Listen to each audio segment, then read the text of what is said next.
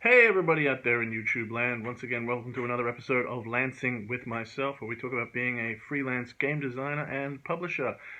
This week a lot of people have been talking about games as products and pitching. Nick Bentley, a well-renowned designer and publisher, put up a blog about gamers being lousy about pitching and not being able to hit the right things that publishers want to hear, namely that products are unique and will stand out in the crowd, and a pathway to find your audience, which is really important. Some people have felt that it was quite controversial, and we'll talk about why. Isaac Shalev put a response back saying that what's really at heart is not so much pitching, but the fact that increasingly games are more about products than they are about game design. A game that is okay product design, okay game design, but excellent product design will do better in this modern market.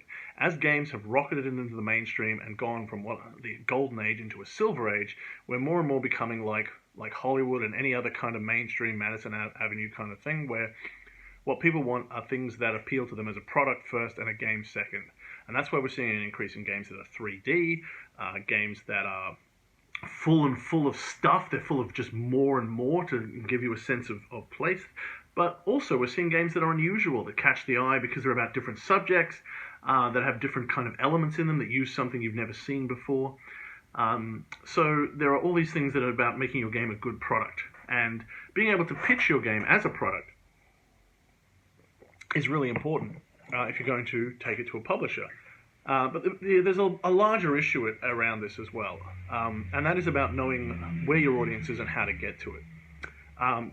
Not every game that you make is going to be good. Not every game that you make that is good is going to be publishable. Not every game that is publishable is going to be marketable as a product. Not every game that is marketable as a product is going to be able to find its market in any easy way, or it might just fail. But that doesn't mean you shouldn't make those games that are good or that are publishable. It doesn't mean you shouldn't publish those games that are publishable. It's all about figuring out what kind of product, what kind of destination you're moving to. I like to think of games more as an art form rather than as a product. But even with an artist, you need to think about where I'm going. What's my audience? If I'm making a game just for myself, that's awesome, and that's a really good way to start. If I'm making a game to tell a story that I need to get out of myself, that's really good as well. Just do that. If I'm making a game that I just want to put on the internet for free, that's fantastic. But if I have a certain goal in mind, that I want this game to be mass-produced and mass-released, that I want it to be sold by a certain publisher or a certain kind of publisher, then I need to think about my end goals. I need to be able to see the whole process. And it's really important to be able to think about games like all the way through from that. Not just, what am I doing here at my table, or what do I want to see, what do I want to experience myself when I play it, what do I want my players to experience, what do I want them to take away, but also how will I eventually produce and publish and make this game. It's okay if you don't have that plan to start off with, but this is true of all art forms, right? If you are, the great artists, knew when they were painting something for the Vatican or the Vatican ceiling, or for a nobleman, they had different considerations going on, depending on what their audience was. If you were selling your art on a street corner, you might paint more pictures of dogs because, a lot of people love to pick up a little picture of a cute dog.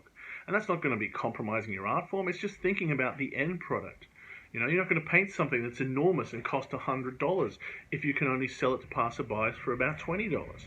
You have to figure out where your game is going to go at the end of it. And sometimes design will limit that, and sometimes it will limit design, and sometimes it can go in different ways. Sometimes I've designed games that I've just gone, this is a fun game, but it's an experiment, or it's an idea, or, it can't really be marketed.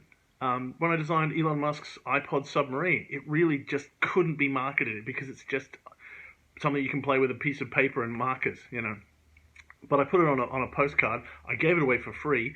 I put it on Imgur, and it went viral. And I had thousands and thousands of retweets, and it's got me a lot of fame as a result. It wasn't something that you could sell or pitch to anyone because that was its nature. But I found a way to place it on the market. There are some games that you're going to have that you're just going to I think I can publish this, or I think I can make this, but I can't see how to publish it. I can't see how to market it. I can't see anyone buying it. And sometimes you have to go away and think. Sometimes you have to, maybe you'll come up with a way to market it.